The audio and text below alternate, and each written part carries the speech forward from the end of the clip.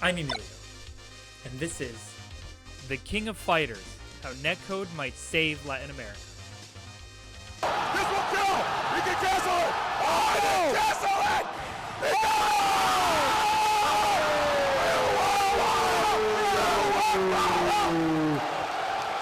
Bala turning around for game! Eliminated! Woo! This is not free, buddy! Come back later! Part 1. Introduction. As a member of the fighting game community, I tend to think of games based on region with the strongest players. People are obviously going to disagree with me here, but when I think of Melee, I think of North America's Zane or Sweden's Leffen. Tekken conjures Pakistan's upstart Arslan Ash to mind, and Street Fighter makes me think of Japan's god Street Fighter, Daigo.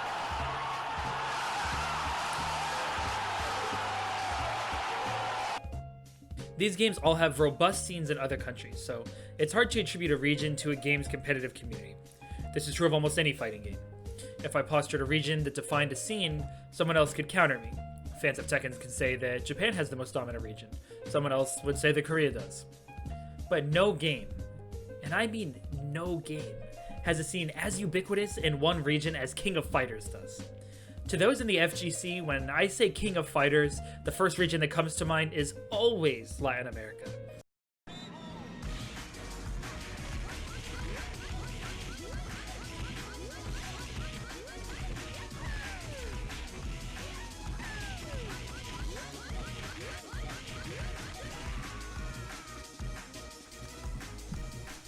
Part 2.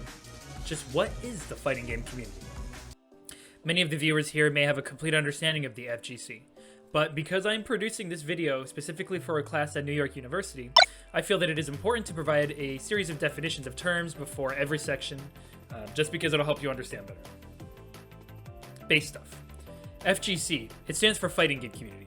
These include super famous fighters like Tekken and Street Fighter, and also for the sake of ease from here on out, if a name like Super Smash Bros. Or Rivals of Aether comes up, even though I know that those are usually considered platform fighters or something along those lines, we're going to ostensibly include those within Fighting Game Community. KOF, it stands for King of Fighters. SNK, it stands for the Shin Nihon Kokaku Corporation.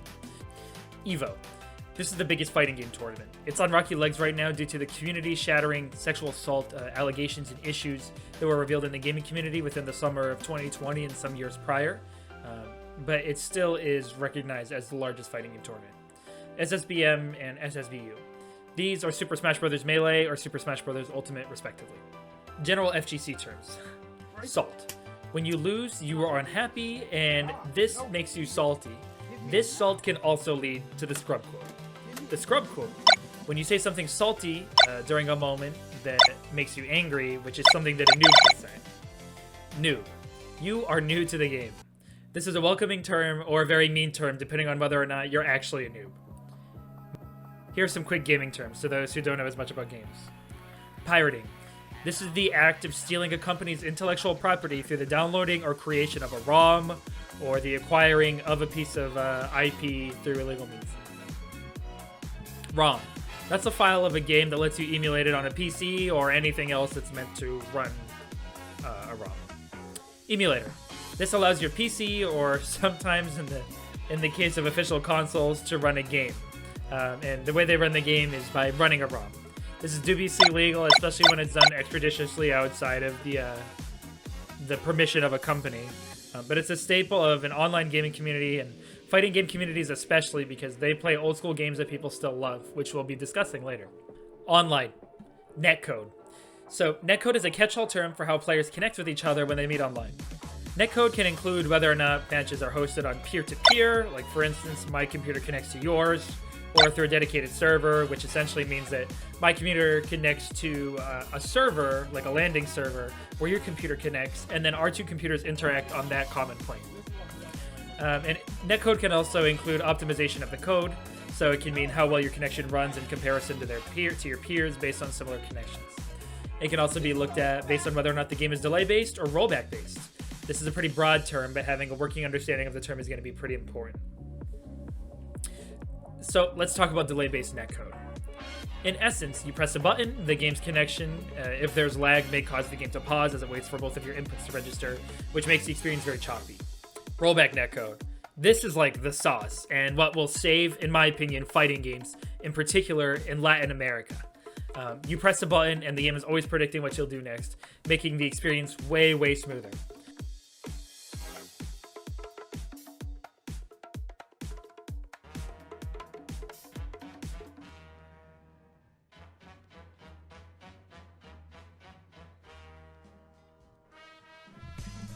Part 3. The start of something beautiful. To say that the year of 1994 was a big deal in Mexico is an understatement. In 1993, Mexico was fresh off the heels of a trade development with their North American counterparts, the United States and Canada. These trade deals resulted in tariffs lowering during exchanges between these countries. This move was well received by a large number of politicians in Mexico, but a subset of, as an article I read says, Mayan natives, I'm very unsure about this wording, but it's what the New York Times used, called the trade deal a death sentence for them. That trade deal, by the way, is known as many people may know it now, as NAFTA. Yeah, that NAFTA. So, a 12-day uprising happens. I won't explain everything about it, but I'll provide a link for you to read about it in the description. People died, and the Mexican government asserted control over their states by retaking areas that were occupied by the Zapatistas. Near the end of the year, after lots of strife, Popocatépetl, which I think is how you pronounce it, I might have to go back to the editing room to get that one right. A volcano located nearby Mexico City exploded, killing 400 people and resulting in billions in repairs. That's a lot of bad news about the time of 1994. But there was something else happening in Japan that would have a major, positive impact on Latin American culture for many years to come.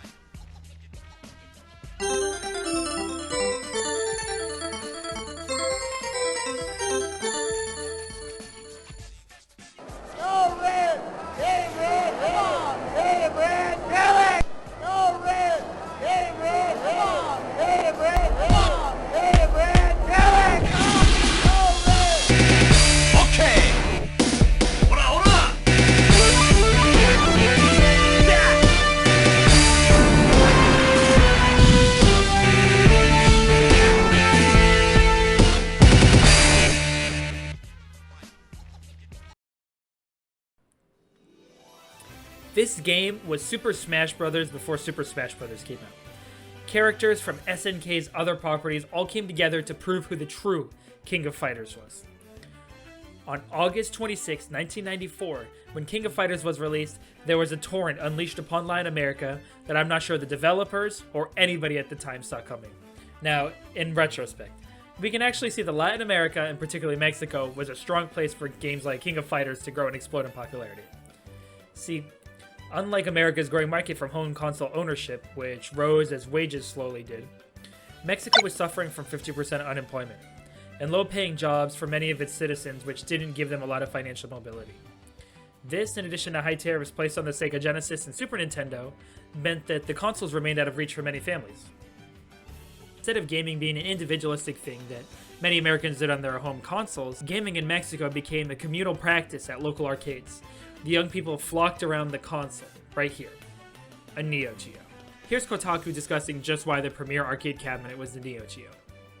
While it looked like a standard arcade cabinet, Neo Geo ran its games from cartridges that could be easily swapped out by an arcade owner. This meant that upgrading to the latest, hottest game supply was simply a matter of spending a few $100s on a new cartridge, not thousands on a new machine. And arcade owners could pass that savings on to the consumer. This allowed the gamers to play for only 50 pesos, which wasn't cheap, but it was low enough to keep people coming back. The accessibility and affordability of the Neo Geo, in combination with something known as La Reta, is what caused the game to explode. Thanks to Kotaku again. Seriously, check out this article if you haven't read it. It's really fascinating, and they perfectly describe what La Reta is as I understand it. So the Mexican term La Reta, or the dare, means the fact that you're ready to fight anyone and prove you were the best. In essence, King of Fighters is one of the first competitive fighters at an arcade where you were playing against another human. Most other fighting games at the time were single-player experiences. In combination with the ability to pick 3 characters to fight with, you got to fight against people for extended periods of time, resulting in gaming sessions where you're able to learn and stretch every last pesoa to make it count. And once again, I'll pull this last quote out from Kotaku here. In Mexico in the late 90s and early 2000s, 3 of every 2 drugstores had a King of Fighters arcade, said Jose Sacelo, a former games journalist and social media manager. And that is not a grammar mistake. Yeah, the arcades ended up being so popular that even small drugstores started putting arcades in them. The King of Fighters competitive scene was so potent for store owners that they began identifying and paying talented players to hang out around the machines and challenge people. Mexican players got good too. Although their roots may be in King of Fighters, the skills and fundamentals that they learned during their youths have been applied to other fighting games, and have resulted in them taking down gods of other fighting games too.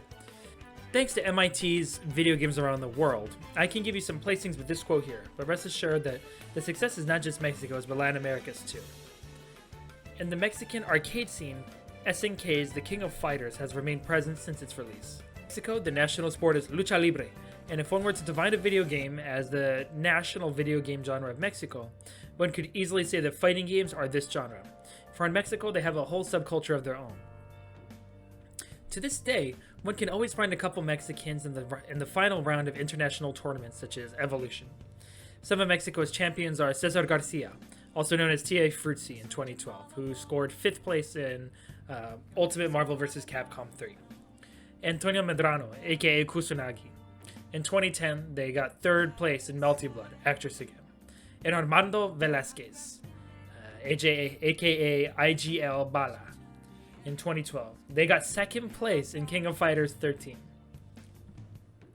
The King of Fighters is currently played most on illegal emulation-enabled arcade machines, and it remains one of the most played video game series in the country.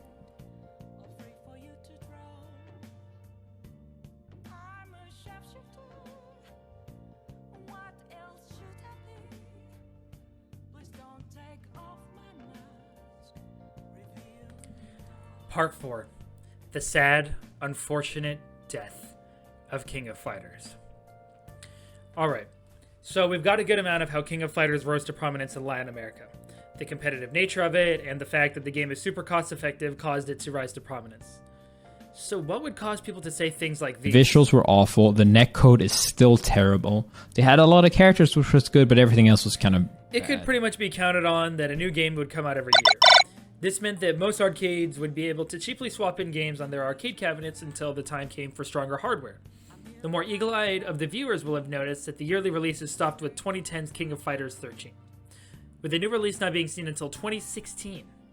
So obviously something happened between those 6 years that caused the yearly release schedule to get fucked up and put King of Fighters in development hell. Or at least on the back burner for 6 years. So SNK was following the yearly release schedule even when they rebranded to SNK Playmore in 2003. They introduced Playmore in their name until they dropped it in 2016 to complement their release of King of Fighters 14. Based on the way the community discusses this name change now, people tend to associate the name change with a sort of dark ages for the company. It wasn't very popular, and most people referred to the company as just SNK even when it had the Playmore in its name. The reason why this happened is because around the time they made this change, they started to release a slew of pachinko game machines and cell phone mobile games between 2011 to 2016 and made some dubious choices in the years before. People associate the name with the company chasing money or going back on their old slogan, "The future is now." That space between 2011 to 2016 is really mission critical. The company began to fall into financial disrepair despite them following this new strategy, and their games, due to their mobile nature, were just not hitting. I'm not sure who here among the audience would actually want to play the King of Fighters for girls, All-Star Fight, Metal Slug Code J, or any of these other series of games, but you can imagine that after a star-studded set of beloved fighting games, a bold attempt to capitalize on the gaming market in an era where mobile gaming was considered the antithesis of hardcore gaming, and you get a huge cultural mismatch.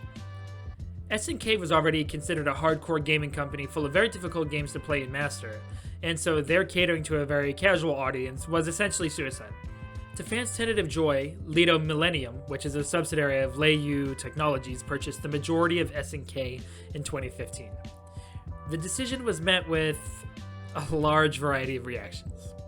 As a lifetime gamer myself, Chinese companies getting invested into failing IPs is almost always considered a death sentence. I'm going to use this Reddit thread as anecdotal evidence because I think that it covers the range of how people react to things like this. As you can see, people were pretty upset. This concern died down like 3 months later when SNK announced King of Fighters 14. They dropped the Playmore from their name, and they used the old school motto, "The future is now," and they released a motherfucking trailer. No. Why does it look like this? This is not good. And check out that like to dislike ratio. It was not received well. The game was ugly. People didn't trust the new holding company, and the hype around the game never took off. The game released to subpar numbers. Highest player counts on Steam reached about 1,100 players, which pales in comparison to Street Fighter V's 14k player count at launch, or Mortal Kombat's enormous 27k. And when you look at those two numbers, you can see it's pretty clear that it had a very weak launch. This game was actually played the most like a year later after release due to some pretty cool DLC packs, and not too long after that, again, they got a pretty big spike when Terry, Bogard from the series, was released on Super Smash Bros. So, the game is pretty much dead now. There's a high chance that if you're watching this and you decide to go into the Steam charts and see how many people are playing it, it'll be around 98 people. The game, despite that, thankfully performed well enough according to projections that they had that SNK just announced King of Fighters 15. And their other IP, Samurai Showdown, did very well in whatever capacity it was available for what they thought it was going to do. And so, surprisingly, King of Fighters has continued to survive through a very peculiar set of means. Now, let's talk about Rollback Netcode.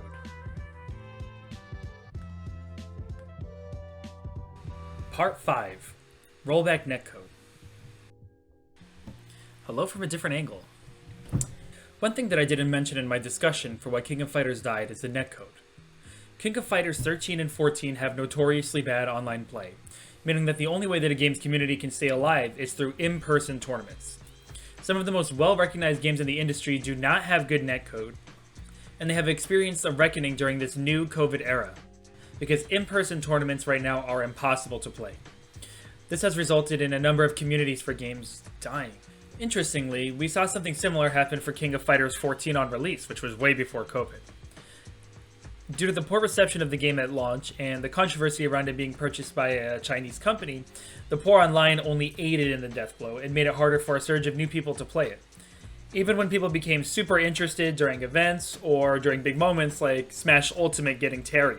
So, what about King of Fighters netcode is so bad? Well, it uses delay-based netcode. I briefly mentioned earlier in this essay what delay-based netcode is, but I'll elaborate further here. And I'll also provide examples to help you understand. Delay-based netcode, when it goes wrong, looks like this. Delay-based netcode is the most common way to implement online gameplay in pretty much anything. Ars Technica, from an article that I'll be citing below, says it best here. If a remote player's inputs are arriving late because they need to be sent over a network, delay-based strategies simply artificially delay the local player's inputs by the same amount of time. Then, in theory, both inputs will arrive at the same time and can be executed on the same frame as expected. This sounds almost utopian in theory. Nobody gets an unfair advantage due to their online, and both players are subjected to virtual equal amounts of suffering due to one player's bad internet. And to an extent, this is true. But the problem is we don't play fighting games for utopias, we play fighting games expecting equal experiences where one gets bodied and the other wins. People get mad more easily playing on delay-based netcode and more often on this connection style because certain game plans become much more viable. You can kind of play a little bit more cheap, and if you do something that's hard to react to, it can be a lot more difficult to react to it in delay-based netcode. People really hate it. And this is why I hate lag. Rollback. This term is hard to define. There are 15-minute long videos explaining exactly how rollback works, but I'll try my hardest to condense this bit down to just a couple of minutes at the longest. Unlike delay-based netcode, rollback netcode in its truest form will never pause and wait for both players' inputs to reach each other. What the game does instead is run various simulations of what each player is doing and what their likely action is in the following moments. This means that the game accurately predicts what you're going to do, and the experience, therefore, is almost identical to playing in person. When rollback is working accurately, it's a very cool, almost surreal experience. When rollback goes wrong, the game has to adjust to what is on both players' screen to match the actual positions or moves both characters have.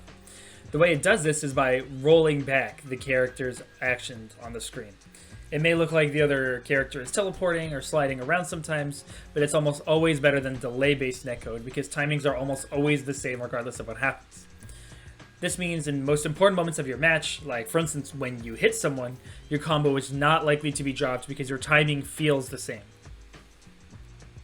There's a lot more to rollback than what I've listed here, but honestly this should be good enough for now. I'll include some video examples just to make it easier to understand as well. And now I want to talk about why this version of netcode matters for Latin America. And this is primarily because of the way that online works down there. So internet connection is pretty slow. The best internet packages that I could find if I'm going through conventional sources in a country like Mexico was commonly around 200 upload and download speed, which works decently well and should let a person play video games decently well. But the problem that we run into is that, as previously established when we discussed income levels around the region, many users are not able to afford powerful PCs or powerful internet. And many servers in Latin America actually ping and use databases up north in places like Florida or on the East Coast. And these all combine to mean that if I'm trying to play someone online from Latin America, for instance, if I'm in Peru, there's a strong chance that I'll have a better connection with an affluent person from Miami than from my next door neighbor who lives in Lima. This means that the scene is heavily reliant on in-person tournaments. So when a game doesn't take off, it means that the scene has high likelihood of dying, because people only play what those in their local scenes are playing. In the case of King of Fighters 14, because the game was fairly poorly received, this means that the scene died off early on. With the purchasing of SNK by a shell company, the poor online, and the bad graphics, it looked like King of Fighters was doomed, right? Part 6. How piracy, hackers, in Latin America revive their beloved game.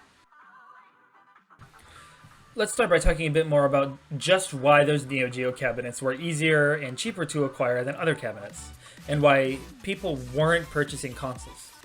So the black market in Mexico, and the black market, just so you all know, is like illegally acquired materials being sold. And usually in the case of games, the games are at below market price, and this was particularly big in Latin America in reference to consoles in the early 90s.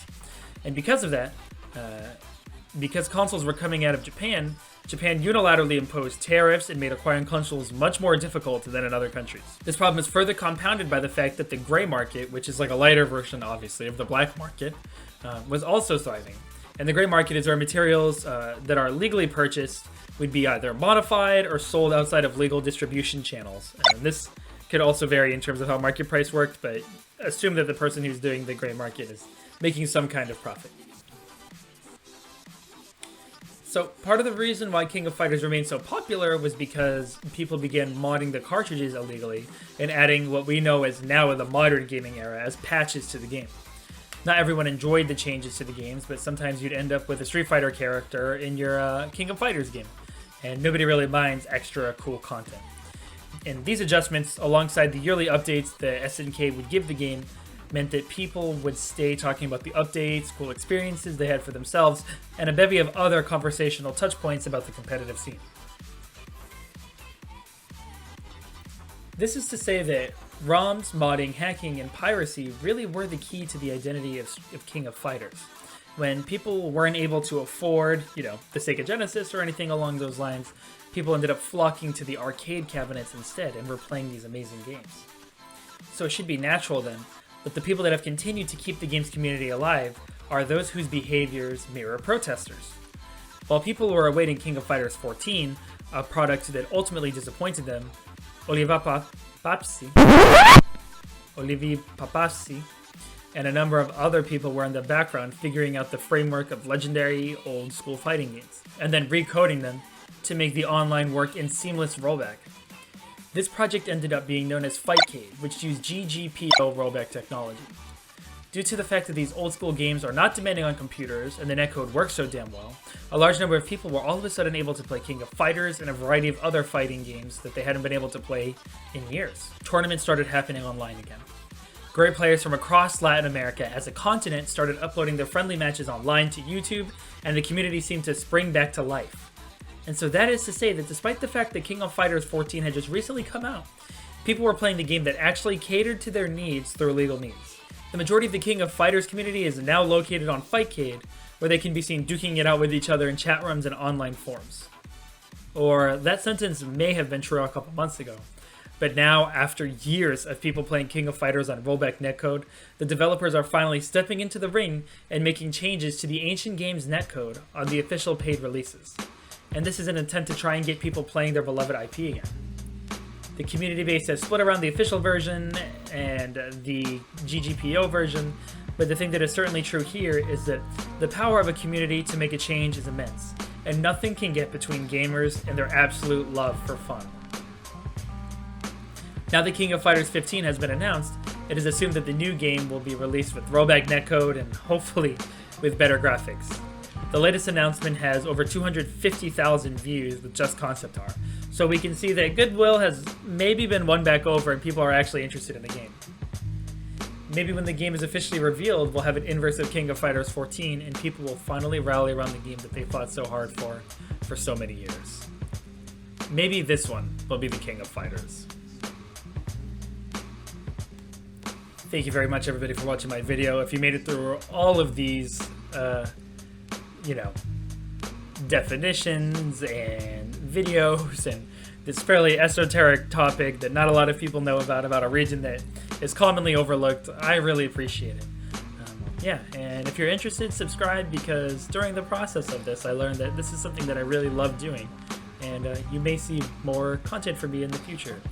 And as I get a better handle on how to make videos, they'll likely be better as well. If you have any topic that you'd like to hear about, just let me know in the comments.